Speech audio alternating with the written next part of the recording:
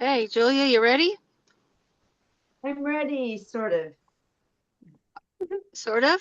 Ready, sort of enough that I can introduce you? Absolutely. All right. Hey guys, I'm Dr. Shelley Jo Wallstrom. I'm the chairman of the Alliance. We're excited to have you here, and we're really excited to have Miss Julia Ross here to join us. I'm going to give you her amazing bio. She is a world leader in the use of nutritional therapy for the treatment of mood problems, eating disorders, and addictions. After 10 years as a psychotherapist working with individual adults and adolescents, families, and groups in a variety of psychiatric and outpatient settings, Ross began to direct programs. Some of her early achievements included the founding of the San Francisco Bay Area's first program for food addicts and for drug-addicted adolescents and their families. Julia's first act as outpatient programs director in a large nonprofit facility in San Francisco, the Henry Olaf House, was to begin hiring nutritionists to research the link between nutrition, emotion, and addiction. By 1986, this exploration had led to the creation of an exciting new model of treatment that combined innovative brain-targeted neuronutrient therapy with conventional addiction counseling, education, and peer support. It included nutritional anti-craving protocols for alcohol and drug addicts, which transformed their otherwise mostly futile efforts to recovery. In 1988, Ross founded a private outpatient program in Mill Valley, California, that further developed this model. By 1997, it had added a program that was providing effective nutritional alternatives to antidepressant drugs. Its food craving eradication program was by then fully developed and made famous soon after in her first best-selling book, The Diet Cure, in 1999. She is a popular and compelling speaker who has made hundreds of presentations to introduce professionals and the public to extraordinary benefits of nutritional therapy, in addition to years of lecturing throughout California, the US, and Canada. She began teaching and training for health professionals starting in 1994 at John F. Kennedy University's graduate psychology program. She is currently an instructor in the nutrition addiction program at Drexel University. She established her own advanced training and certification program, both live and distance, for health professionals in 2004, called the Neuronutrient Therapy Institute, NNTI. She's the author of The Diet Cure, The Mood Cure, and The Craving Cure. She has been the subject of many articles in publications from Vogue magazine to the Journal of Molecular Psychiatry. Her own articles have been published in Counsel magazine, the Journal of the American Psychological Association, the Townsend Letter, Practical Pain Management, and elsewhere. She has frequently appeared as an expert on radio, television, and the internet.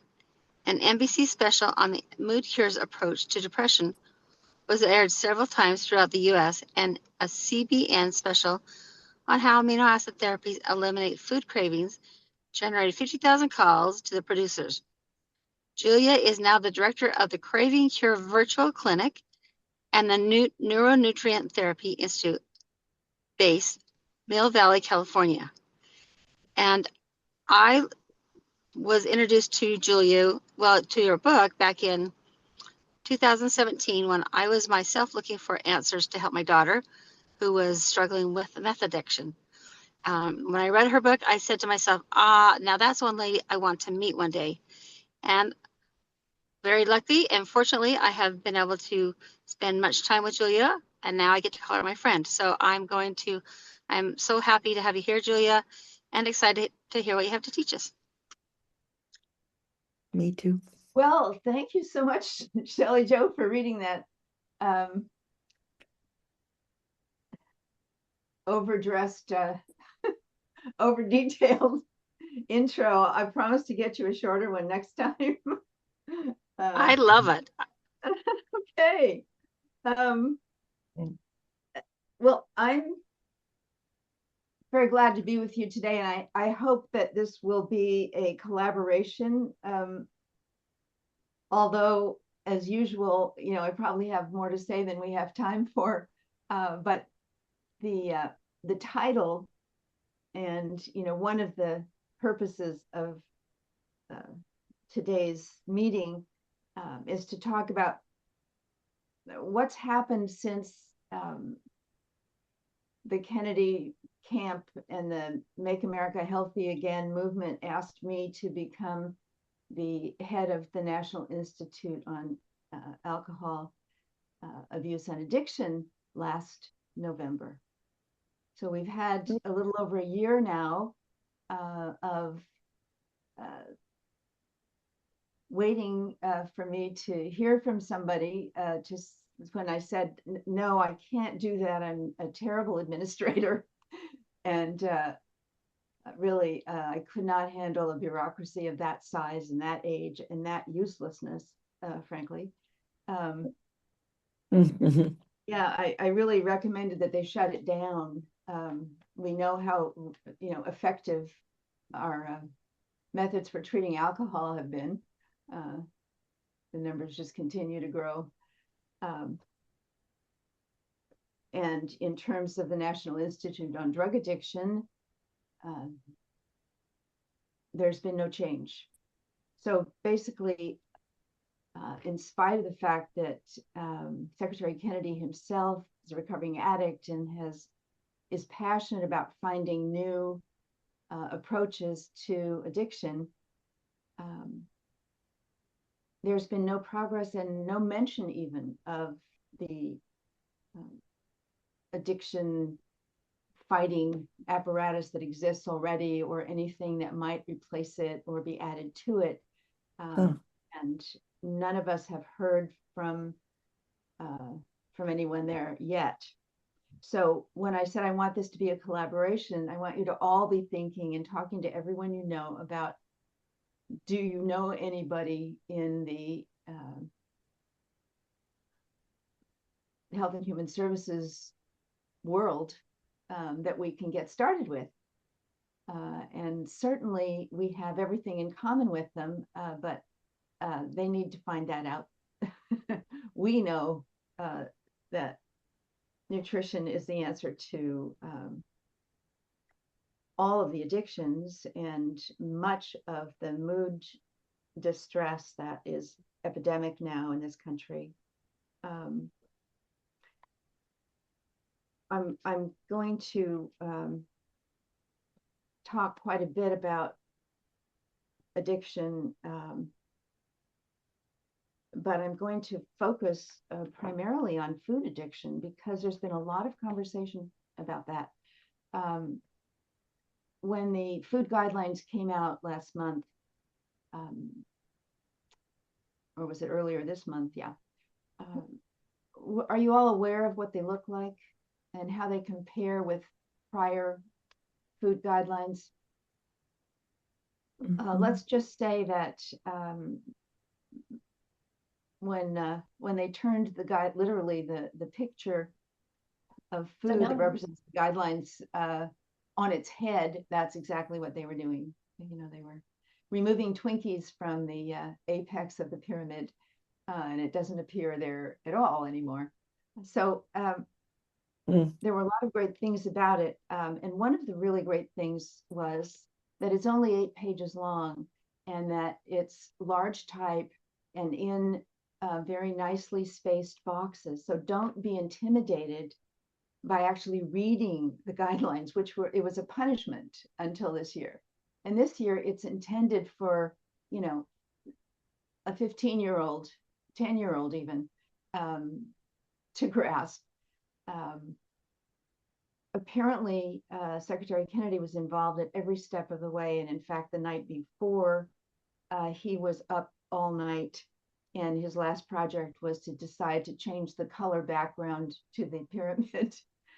So he was involved in everything, apparently, which is great.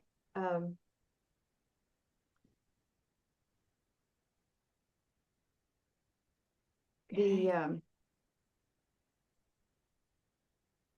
most important thing about the pyramid, not the pyramid, but the guidelines themselves, is this. in a relatively small box on, I believe, the last page or second to last page, there is a provision for those who are chronically ill. Those who are chronically ill, it's recommended that they consume a diet that is low in carbohydrates and much higher in protein and fat. Now, it almost sounds like an afterthought, except that about 70% of adults and many children, including teens at this point, are chronically ill. They are at some point in progression towards diabetes, obesity, fructose intolerance, all of the food-related cancers. So this is tremendously good news. This is the authority, the greatest authority in the country, recommending what we were actually eating before the 1980s, when we had no obesity and literally no diabetes.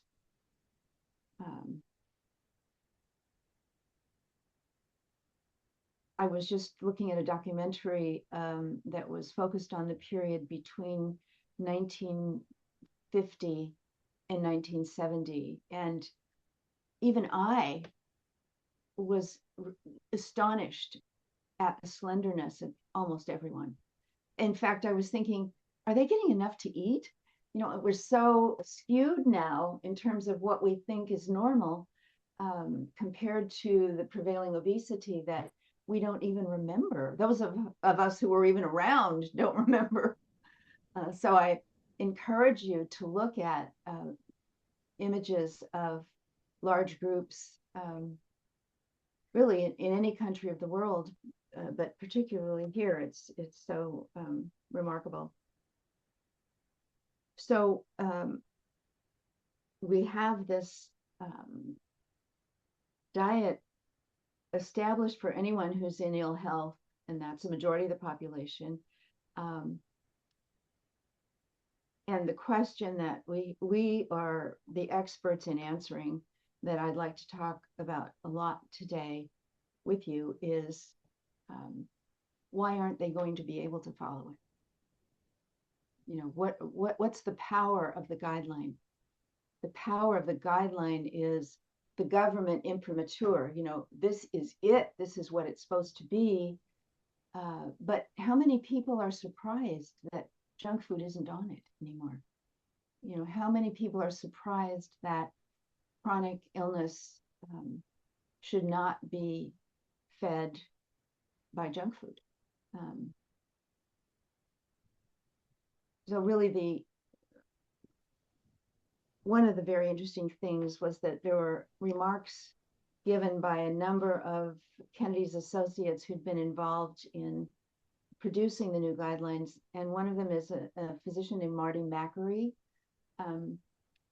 He is the head of the FDA, but he comments on just about everything, any of the large innovations that are in process or have been completed, in a very good way, very cogent, short, intelligent, friendly.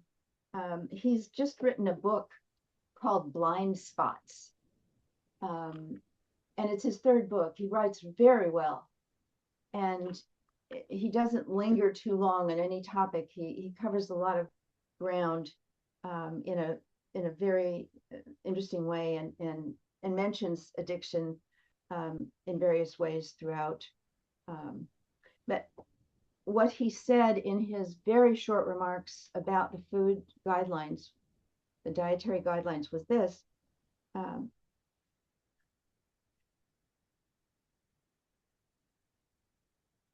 This is wonderful news. This is a huge step forward. But the fact is that, and he mentioned this 5 times in like a 4-minute presentation, food addiction is rampant. Food addiction is an epidemic. as I say, he mentioned it over and over and over. And I think you've all probably noticed on the internet that the term food addiction is now becoming sort of commonplace. People are throwing out the term, whereas before it was always couched with, well, we don't know if it's really an addiction like drugs are, but it certainly has some similarities. Now it's just thrown out. Food addiction is a reality and it's commonplace, and people are getting used to that idea. The problem is that they don't know what that means. And they don't know what it means because they don't know what addiction means. So we are part of the addiction recovery community. And throughout this, as much as we disagree with treatment in, conventional treatment, we do all agree on one life-saving premise, and that is that it's an involuntary condition, that it's continued use despite adverse consequences, are the exact words that the Yale University has been fighting to legitimize the concept of food addiction as a real disorder. And they're not very clear on the biochemistry, but they are clear that it's similar to other substance addictions because of the involuntary nature and the deadliness. So in terms of the deadliness, it's 3 times more deadly than all other drugs of addiction combined. When if you read my book, The Craving Cure, which is all about food addiction, it's got lots of really good references throughout. The first section is about how we got here, and what the consequences have been for our being allowed to consume these drug-like substances that the tobacco industry, has designed. In 2010, the outgoing head of the FDA, who was a professor at University of California, San Francisco Medical Center, wrote a book. He himself was a food addict and had suits of every size, was constantly going on and off diets. And his book detailed exactly what the food industry knew, what that he quoted them as saying, isn't it too bad that the very things that we've come up with that are so lucrative are also making people sick? That was 2010. They were very, very well acquainted by that time with how sick. The obesity epidemic was announced in 1995. And that was the alarm that really didn't make much of an impact. So all of the departments under Kennedy, that are impacted by him, are clear on this, that our diet is a problem and we can't stop eating it. So they don't understand, none of them really understand what addiction is, that it's really involuntary. And so they're so hopeful about the guidelines. They're so hopeful about everything they're doing. Very idealistic. It's very touching to have people like this talking in the government and trying to help us. But we are experts in the whole realm of addiction, and we know what we're up against in terms of alcohol and drugs. What I discovered in the first real event in the last year, dramatic event from our side of things, was the conference, the Addiction and Nutrition Conference that Christina Veselak and the Academy put on in Ohio. And I gave a talk on food addiction, there. I also gave a talk on the history of nutrition and addiction. And I hope that any of you who have not seen,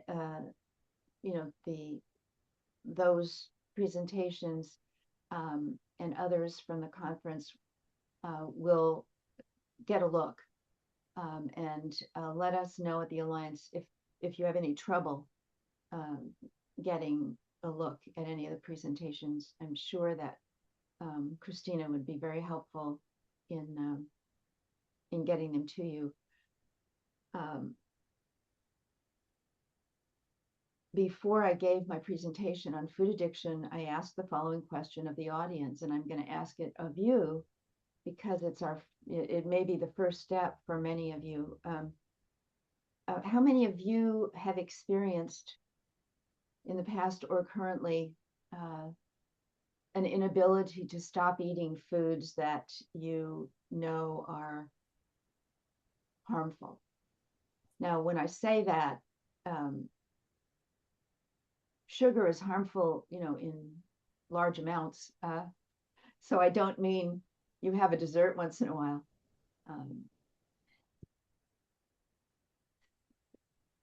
So be thinking about that because this is the chief addiction of our time, and it is hidden. Has been carefully hidden. And in my presentation at the conference, I talked about how they've accomplished this, and the food industry has accomplished this, and you have probably heard me and other people talk about the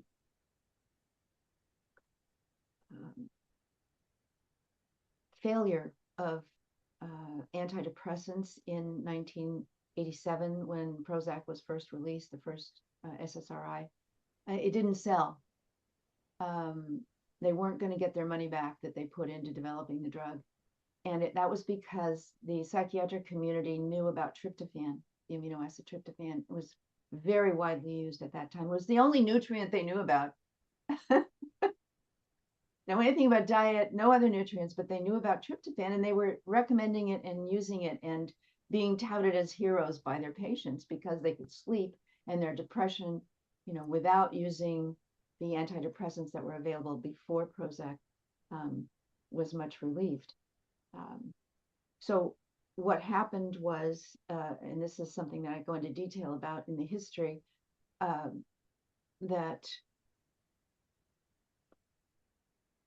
the pharmaceutical industry got together with the FDA at that time and determined a course of action that involved having a small disreputable company in Japan make a contaminated batch, which killed 11 people and made over 1,000 people very sick, some of whom never recovered. They admitted later in court here in this country that they knew it was contaminated when they sent it.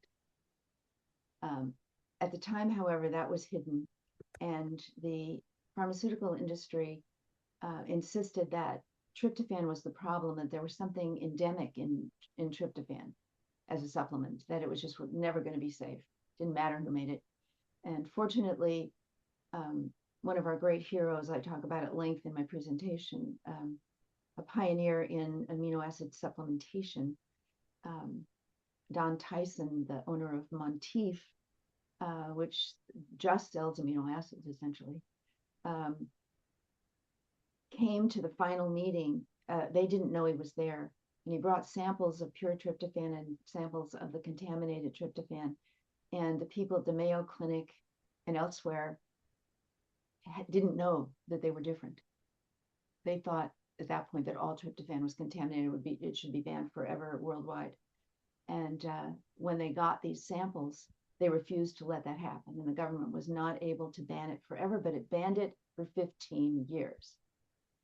So tryptophan being banned was essentially, the first great salvo in their campaign to hide the benefits of amino acids from the world. The second one occurred in 1997 when our hero, the real hero, Kenneth Blum, produced an extraordinary low potency blend of 3 amino acids for food addiction. And at this point, the food industry joined the pharmaceutical industry because it contained some 5-HTP, so a form of tryptophan, even though it was 15 milligrams per dose, very tiny, really. It had just become available in the United States. It had been available in Europe for 20 years, so they couldn't ban it. But they purchased a segment on 2020 where they declared it to be just as frightening as tryptophan, and the pharmaceutical agency industry sent a letter to all of the pharmacists in the country saying they should take the supplement off the shelf, because at that point he had teamed up with Schiff, a pharmaceutical company, to make this amino acid wonder, and tremendous interest in it. And suddenly it was totally unavailable, and it never was available again. So you can see the brutality and the power. And why is that? These are just little amino acids. Well, it turns out that the pharmaceutical industry and the food industry, they were in on the initial development of neuroscience, which is all about neurotransmitters and the nutrients that the body uses to make them. So they'd known, everybody who was in neuroscience knew this. And they also knew that they wouldn't make any money if these amino acids became any more well known than they already were, and that was a good market for them already. So I don't know, whether what we can do about this. But we've never had such an opportunity before, and we may never have another opportunity like this with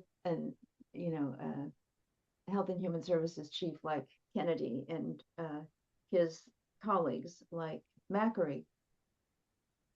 So I would like us to consider, as a group, whether you're members or non-members, if you're here today and interested in this, let's put our heads together to make a concerted effort to get the gift that we have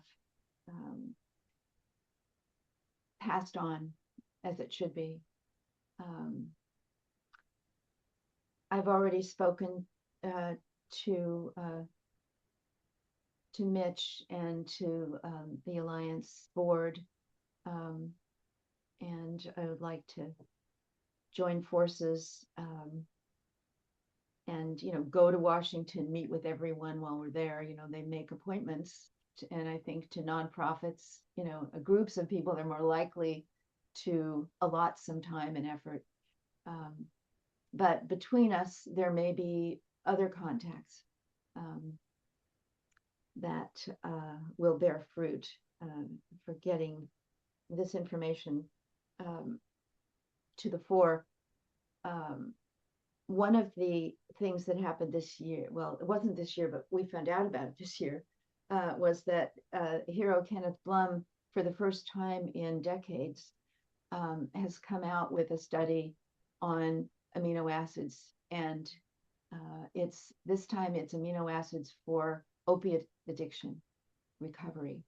And what he's done is to combine the amino acid DPA, diphenylalanine, which enhances immediately and dramatically dopamine output, endorphin output, the output of our natural opiates.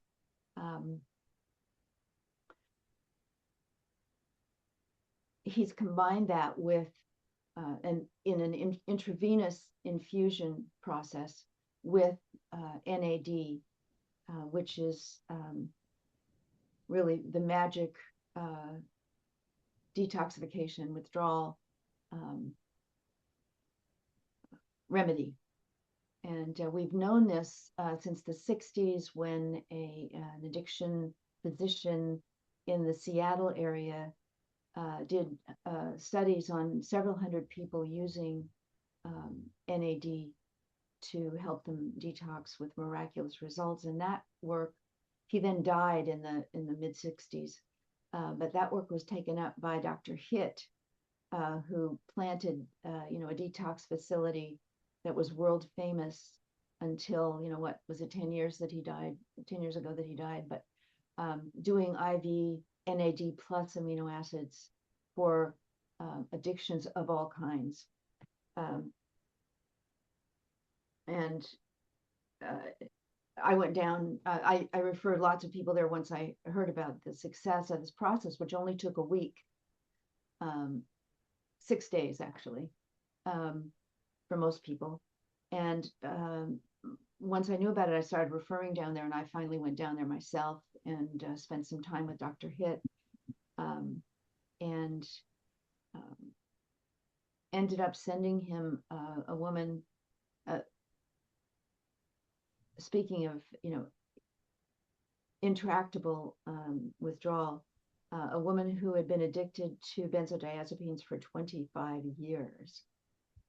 She was a wealthy woman, and she went down to his clinic with a nurse because they knew that, there could be a medical emergency with her going off in a week. And he was telling her, you really, she was planning to stay there for months if necessary. And he said, you really, he later told me that he wished he had put her in a hospital for the first few days.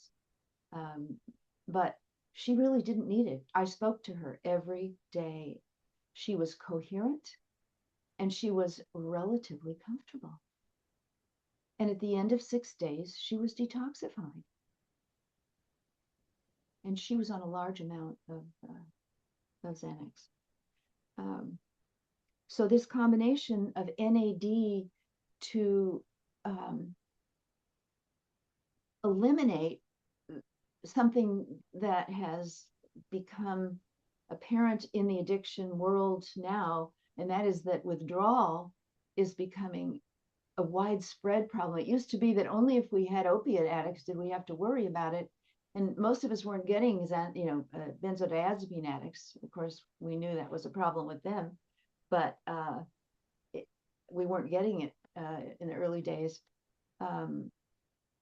And now we have those two addictions, especially opiate addiction running rampant.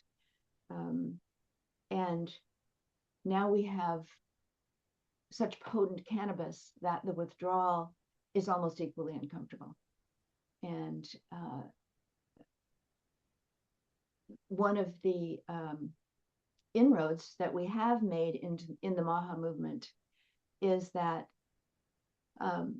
there's a periodical called Epoch Times. I don't know how many of you people know about it. I know Mitch does, and some other people do.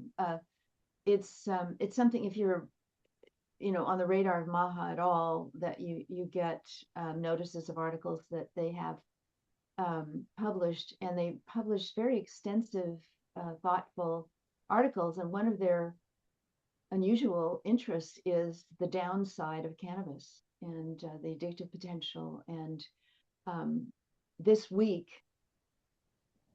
they are publishing an article that they interviewed me for extensively, and that they interviewed, at my suggestion, Libby Stute, who gave a smashing presentation last year for the Alliance on cannabis addiction. She's an MD and an acupuncturist and an addiction specialist who advocates the use of ear acupuncture for all withdrawal problems from any and all drugs. If you're not familiar with it, it's a 5-point ear acupuncture, and there are practitioners trained now who don't have to be doctors of acupuncture. In many states, addiction specialists are allowed to provide the needles in those points. Um, and she was making the point that for this particular article, that the first of the needles, which stimulates the endorphin point, is particularly important for one of the most I don't know what word to use, grotesque symptoms of the new cannabis addiction, with 80 to 90% THC content, and that is the hyperemesis syndrome. Have any of you heard about hyperemesis? Is involuntary nausea and vomiting that can be life-threatening because of dehydration. And it's becoming rather common because it's triggered by, it can be, it already existed, in the population, but rare. But now it's a common side effect of cannabis ingestion is hyperemesis. And the only way to stop the terrible crippling nausea and vomiting is to stop using THC. And she was saying, that is a very, very difficult matter because of the difficulty of withdrawal. And so people are dying of hyperemesis because they can't stop using THC. Apparently, the withdrawal can be as bad as hyperemesis or worse. But we have these wonderful tools for withdrawal. And so for cannabis addicts now, this is critically important, life-saving, that we know how to use NAD both as IV and as an enteric coated substance. It doesn't, it gets broken down badly in the stomach without enteric coating. But apparently there are also lozenges that will be absorbed through the mouth. And even the powder or drops can be absorbed through the mouth. A lot of us who do the trialing with amino acids will have people put some of the, open up the capsule and put some of the capsule in the mouth, and they get, within 5 minutes, they get, a vivid response. So we know that mucosal lining, is very absorbent and bypasses the stomach. So this week there'll be an article where Libby and I are talking about cannabis addiction and cannabis addiction withdrawal. And I'm talking about the amino acids and the fact that cannabis can impact all of the neurotransmitters. And so usually all of the amino acids are required to get them built up again. But cannabis is unique in that it is stored in the brain cell linings. So it very slowly breaks down, and as it breaks down, then it activates the neurotransmitters. And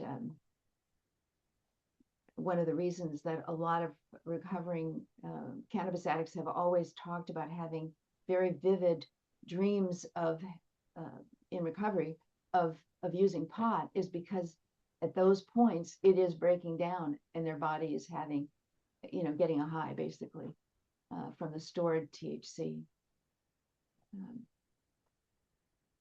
So the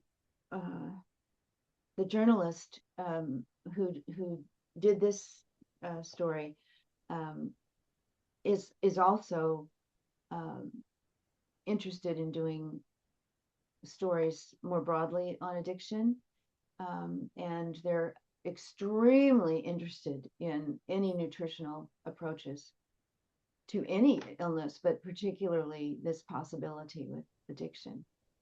So I would say this is our best contact so far, and we'll see what happens when this article comes out. um, and and how we can maybe propose some specific things to this journalist.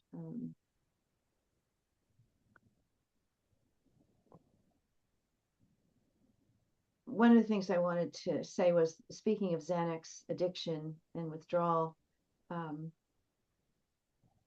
we've had some conversations about different approaches, and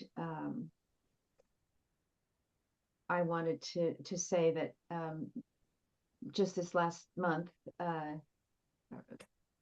in January, I heard from a former client who was a Xanax addict and who had withdrawn using, we didn't use the NADA points, but we used the NAD, and we used high dose vitamin C, and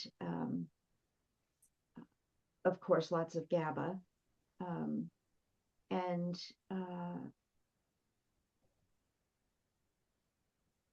she withdrew relatively comfortably within a couple of weeks. Most of it was out, and she continued to do a taper for a couple more months. But she was contacting me because she is now completing a master's degree in clinical psychology and wants to become an addiction specialist, and wants to go immediately from graduating, which is going to happen pretty soon, to coming into my program, my training program. And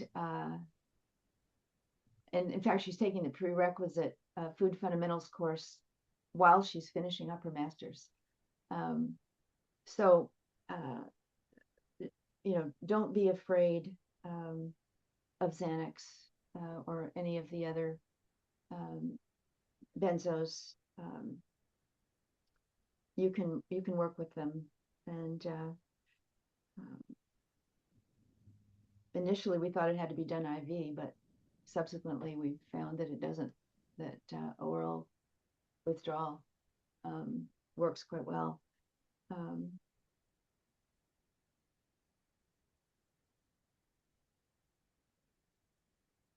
The other the other heartening development, and this is internet wide, the one I'm about to talk to you about, is a fascination with peptides. Now, what are peptides? Peptides are chains of amino acids that are 2 molecules or more long. So amino acids are individual amino acids, and peptides are chains of amino acids that are linked together with easily broken chains, and some of them are enormous. Some of them are small. So, for example, endorphin is a peptide. It's there is no single cell neurotransmitter. It's a peptide, which means there are 5 amino acids, and there are 2 forms of it. So there's 2 tyrosine, 2 phenylalanine, and 1 molecule combined with 1 molecule of either the amino acid leucine or the amino acid methionine. So these are called leucine or methionine enkephalins, which is another term for endorphin. But there are beta endorphin is a very large molecule made up of dozens and dozens of amino acids linked together.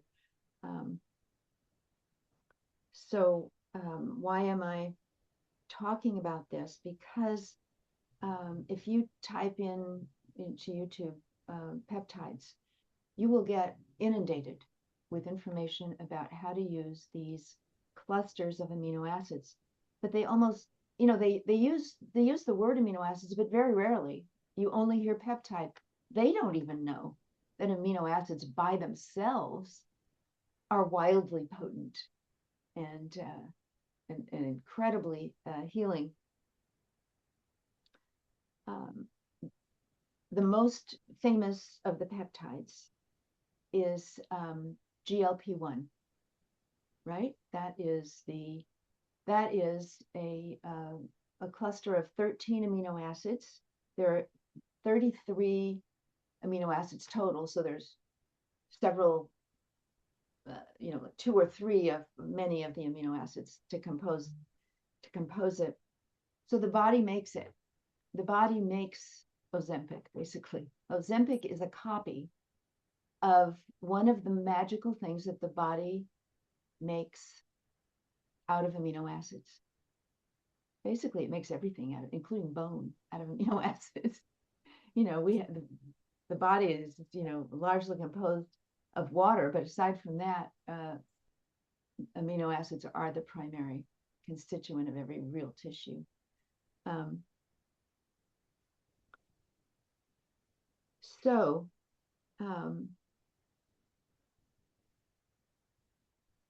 what they don't know, what most people don't know, who are taking all of these drugs, which are having wonderful, effects on them. They don't crave. They're not eating poison anymore.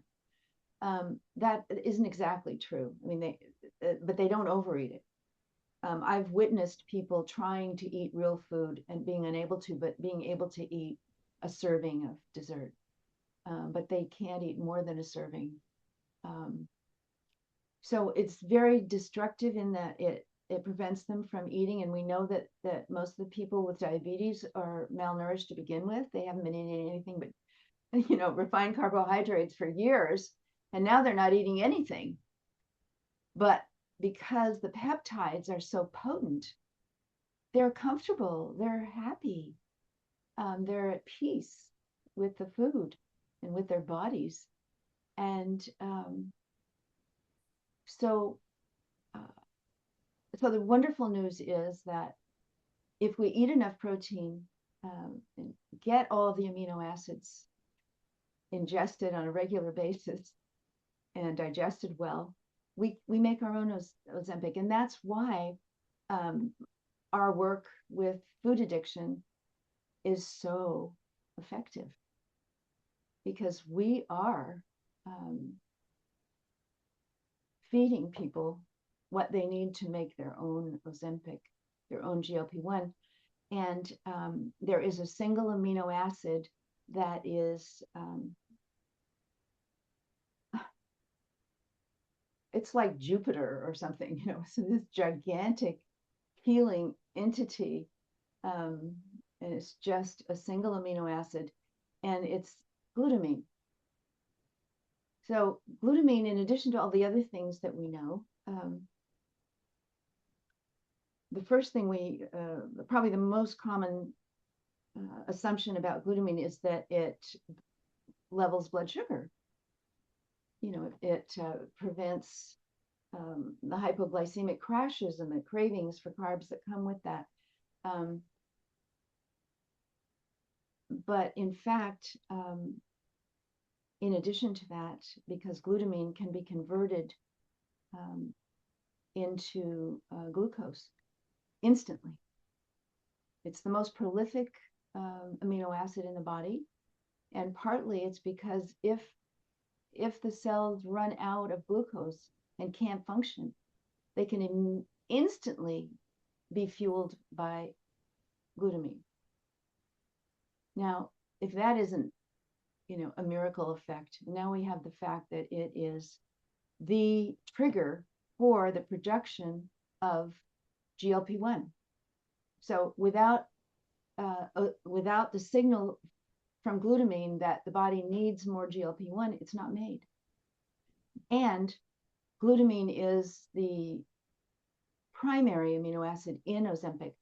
There are 13, but I think there are three of them, of the total 33, are glutamine. So there's more glutamine than anything else, but there's plenty of other things.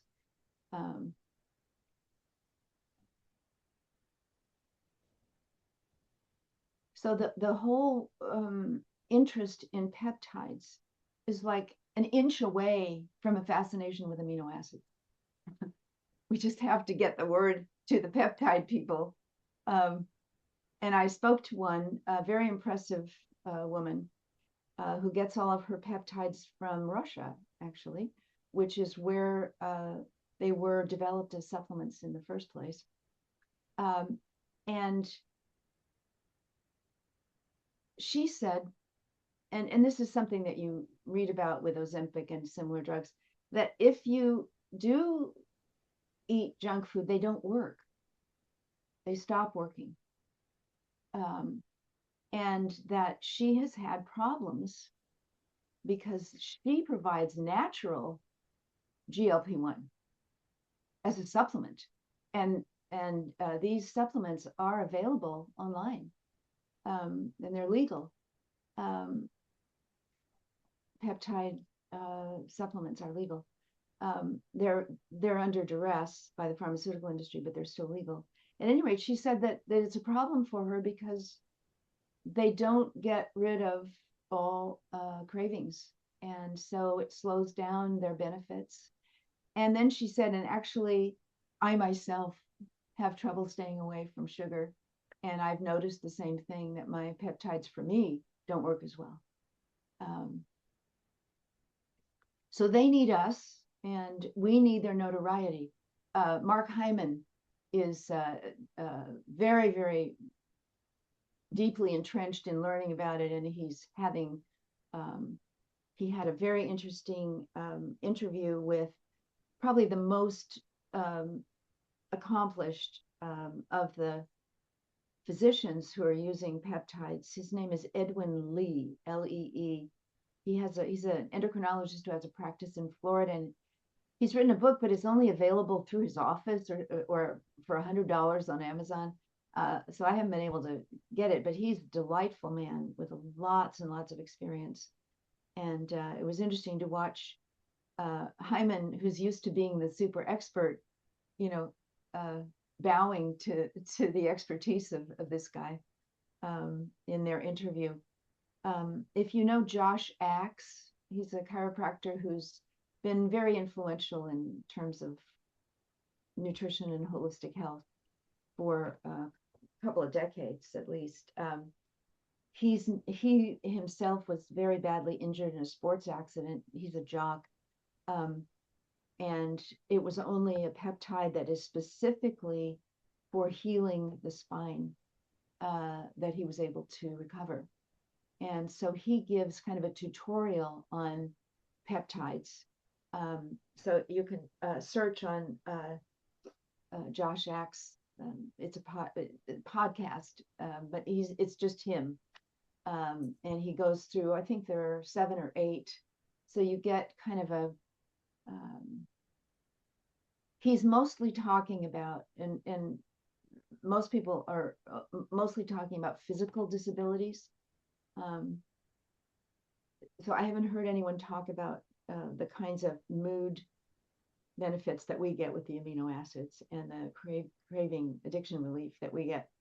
So we really need to combine forces.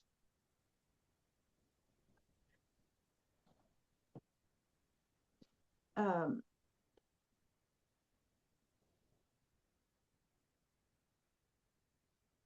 I think that the more that we do, the more that we know about them and they know about us, the stronger we're going to be. Um,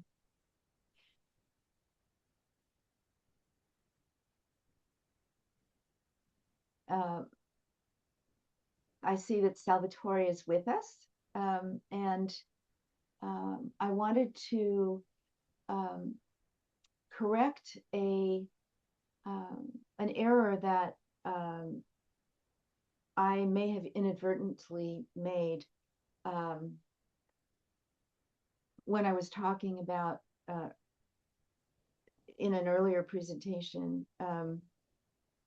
Correct me if I'm wrong. Was it here or was it at the conference that about the use of NAD for withdrawal from opiates?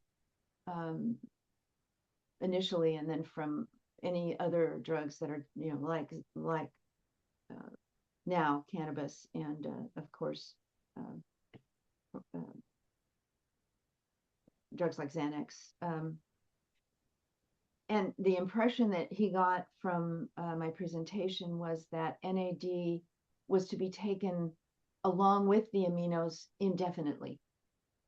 But that isn't what I meant. NAD has been used a lot. After Dr. Hitt's death, uh, doctors in the United States started doing IVs, trying to mimic what he was doing, and they discovered that NAD was something he was using that he never mentioned. Um, and so, but none of them do withdrawal program. They're all IV withdrawal, but they don't do. None of them do any withdrawal that's longer, really, than a week. And they do find that people need to come back for a booster, after a few months, but it is not something that is used on an ongoing basis. So, for example, with opiate detox, the real long-term nutrient that starts at the beginning but goes on after the NAD is no longer needed, for example, is D-phenylalanine or D-L-phenylalanine. That's the only direct access we have for raising endorphin levels. And if you have any question about those two unusual D form amino acids, you can get a hold of a book about them by a physician who used them and collected all the research done about them, which is very, very impressive. And his name is Fox. I'm sorry, I can't remember his first name. But so the title is, learning about DLPA, or basically DLPA is in the title. So Salvatore, could you expand on that? And of course, anyone else that got that impression?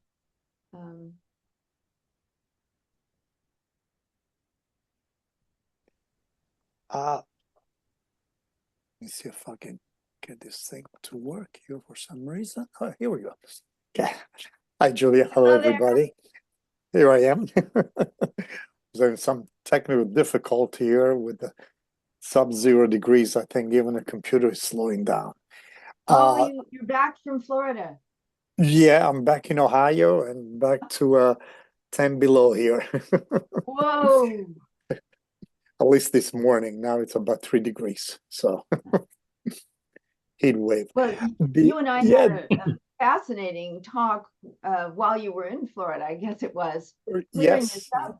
But also some of the things that you told me about your work with opiate addicts in a residential program. I think it's really important for people to hear.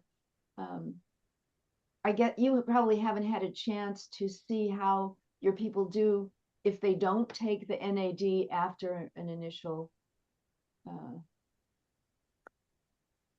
That's correct. I have not been able to see that part of it. Yeah. Well, I was thinking about our conversation, getting ready for this meeting, and the truth is that you have discovered something that is in some ways better for detox than NAD. I mean, NAD, because what you've discovered is that if people take a monthly injection of buprenorphine, which is an opiate, that they are comfortable and they stay in treatment and they get on, start eating protein. Opiate addicts are probably the most deficient in protein of any addicts. There's early research showed that very, very deficient because they don't have an appetite. they really can't eat. It's kind of like Ozempic. And so what you described was that over, just a couple of months, they're basically detoxed in a gradual and comfortable way, and at the same and stabilized during the process so that they can be building themselves up. And you Yeah, all of you probably know that the oral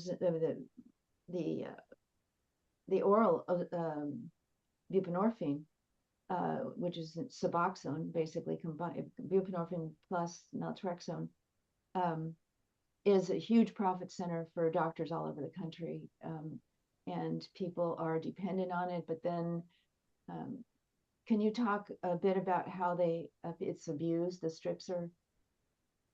sure, sure. I'd be glad to.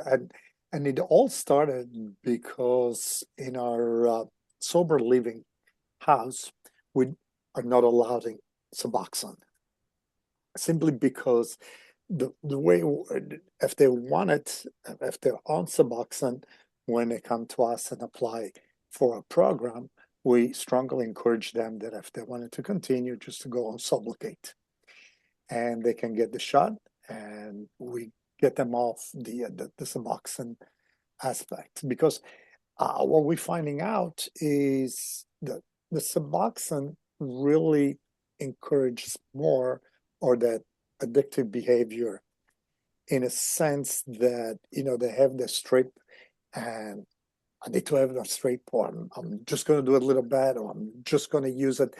And so instead of really treating the addiction, all you're doing is you are prolonging the mentality of, let me go ahead and get another straight pour. Let me go ahead and save the straight pour. I'm just going to use a part of them now, and I'll save the rest for tomorrow, next day, versus coming in once a month and just get a shot. Well, you also mentioned that they were selling the strips.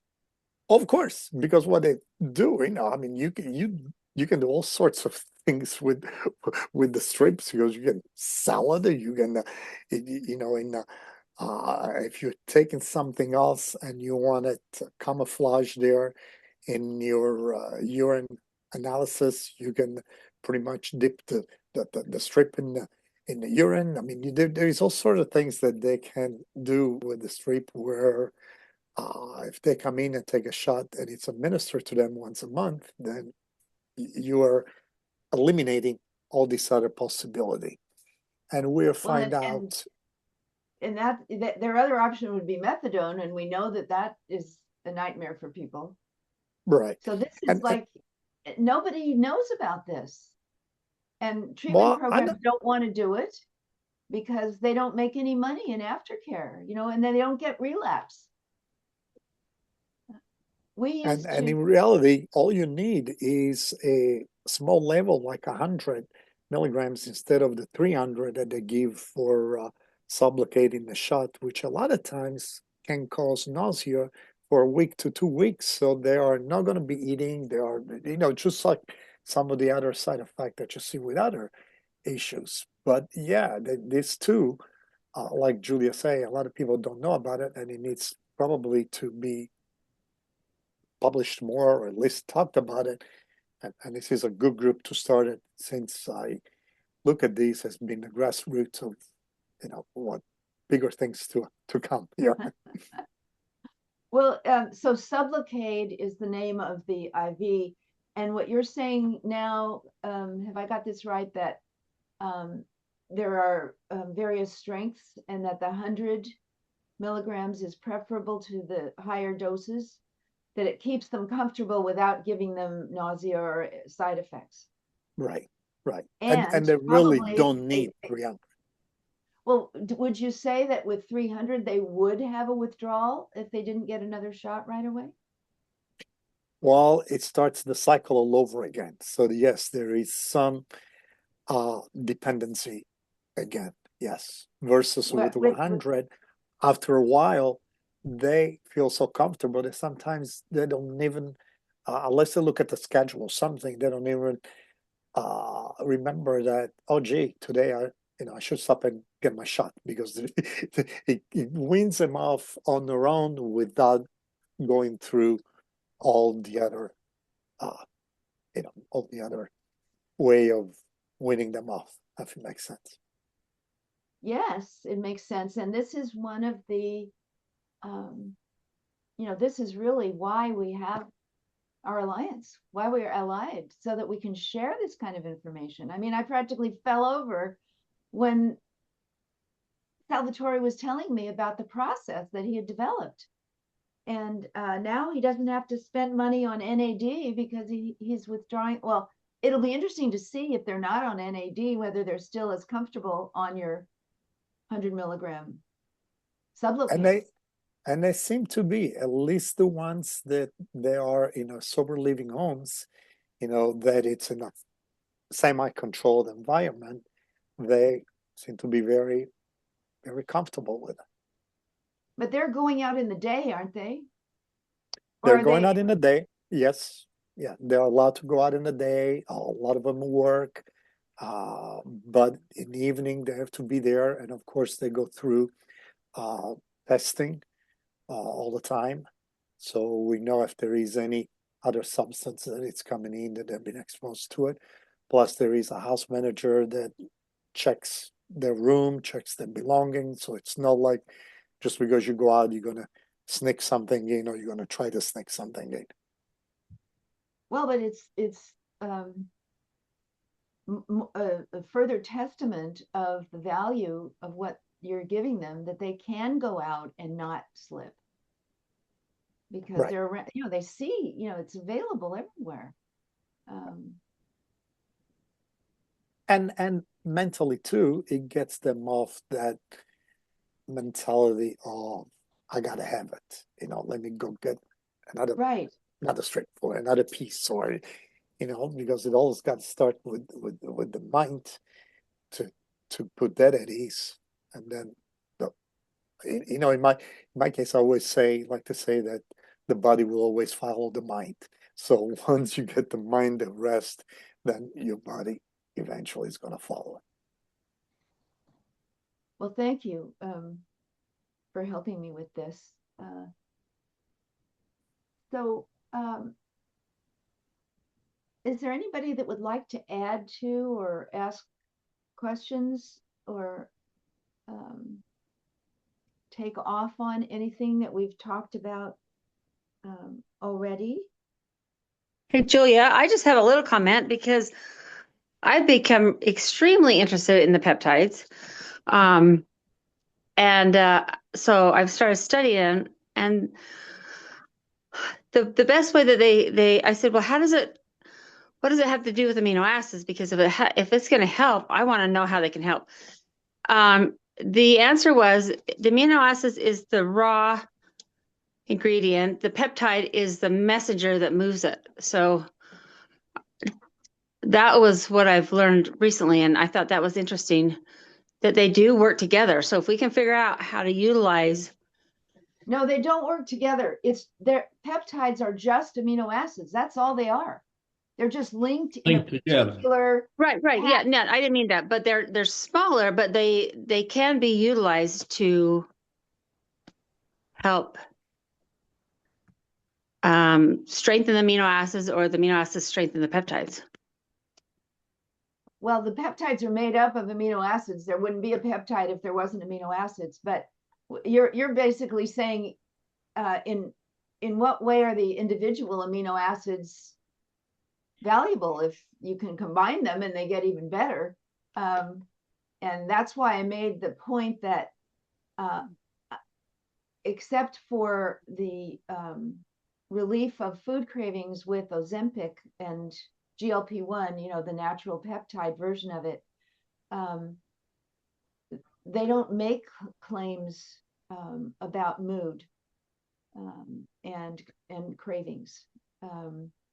No, yeah, I understand that. But my thought was, how can we take the research and utilize it in this same field is what I want to figure out. Well, Utilize information in peptides all and of us, amines. all of us have clients who have problems beyond their mood problems or their craving problems who might benefit from this, but we are specialists. Mhm. And so far, I don't see, that we're missing anything. No, But yeah, and that it's not like we're going to replace what we do, but how can we incorporate the peptides into with people who are wanting more help? well, my view is at this point we need to start learning and refer to people who are using the peptides, so we get them off the substance, we get them out of the depression, and if they have, like Josh Axe, some terrible pain because of an unhealed injury, well, then we refer to somebody, and learn through what we see is happening to the clients. But in the meantime, what you're doing and I'm doing, is watching these people talk and, learning that way. There are a couple of books on peptide therapy, but as I say, one of them is very hard to find, and I haven't tried to find the other one, but it's a study. It'll take a while, and a lot of us aren't ever going to be referring and doing anything but referring. Like right now, we refer for anything that has to do with an injury. We work with naturopaths if there's a thyroid problem or a cortisol problem. Um, so I think it's really exciting, and we should just keep exploring. I'm glad you're doing it. Thank you. Absolutely. Thank you, Julia. This has been incredibly interesting. Great. Well, how are we doing on time? Well, it's 1:15. So anybody have any other comments or questions for Julia or? Well, yeah, hope to see you back again in one of these roundtables in the near future. That's my comment. Thanks, Mitch. You and I need to get together and do some more brainstorming. Anytime you want, Julia. Always an honor. Thank you so much, sir. Yes, Julia, this is so good. Thank you so much.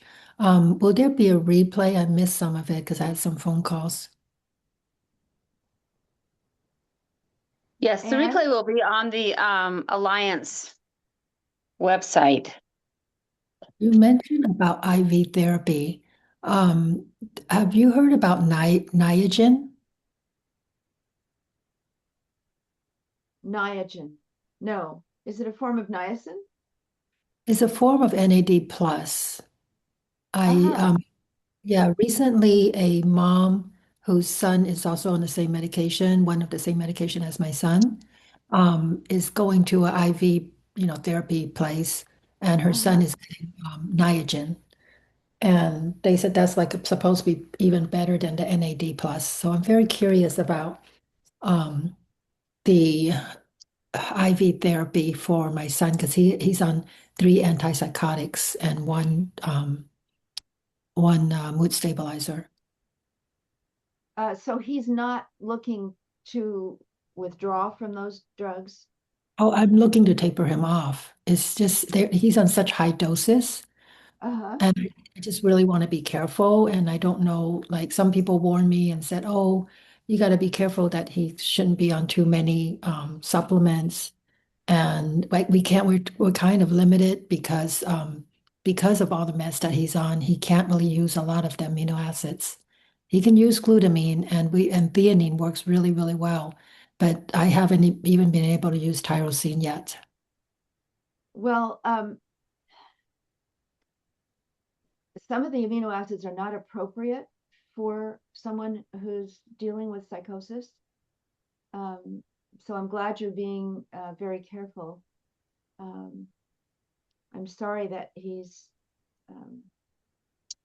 struggling, but I don't know anyone who's used NAD to get off of psych meds or to taper down on psych meds. So please let us know, what your experience is. Yeah, and I'm considering the triceptide, which is the Zepbound, because my son gained 100 pounds, and we would try. It's just really hard for him not to crave the junk food and the sugars. And I'm just starting to use glutamine, but it's really hard to fit it in. I don't know. I have to be better. I don't know, use capsules or something because he said the powder tastes funny. Oh, he doesn't like it. Most people think it tastes sweet. Maybe But it's the one maybe it's the I need to get another formula or something, another brand. well, everybody's different, so but if he can get some capsules, that should help. And that's one of the reasons you want to reduce his medication so that he can do some more weight loss. Yes, absolutely. The weight loss, he gained 100 pounds. So, and he's on really high dose antipsychotic medication. Well, is it helping him? He is stable right now, thank goodness. Yeah. Um, Well, don't be rash. Please reduce whatever you do in very, very, very slow increments, yes, yes, because we are not experts on psychotic illness. I know. And so No, we can't yes, really really. advise you. I mean, we've just rarely had anybody come with psychosis. Just like we've never had anybody come with autism. It's interesting. We haven't developed or expanded or attempted to help people, but it's one of the things I did want to mention to you is that glutamine deficiency is the only thing that I can identify that is universal among people with autism.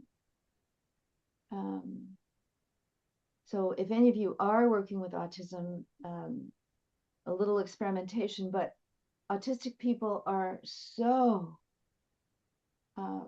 abnormal in their levels of aminos and neurotransmitters and other nutrients. It's just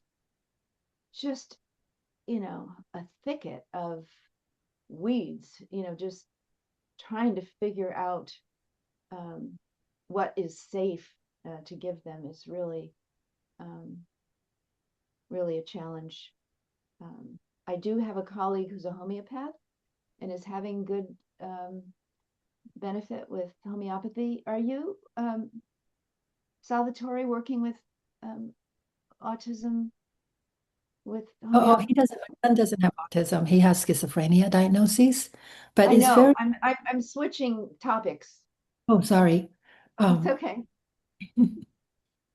So yes, in my other office in Cleveland, which was founded by an educational psychologist, we do see a lot of the patient coming in with ADD, ADHD, and autism, but not with the combinations of addictions. So it's just that. Yeah, it's a separate Yeah. problem. Yeah. Right. But I just want to but no. but you're seeing benefit. Yes, same benefits by balancing some of those minerals, because one of the things that I do provide in my practice is the hair analysis to see where they at with with their minerals and the toxic level, and as well as some of the homeopathic medicines. Sure. Great. Well, I think we're going to have to stop. We could probably go on forever sharing things, but let's look forward to getting together again. Definitely. All the best Thank to you, all of you. Julia. Thanks, Julia. Thank you, Bye-bye. Julia. You're welcome. It was fun.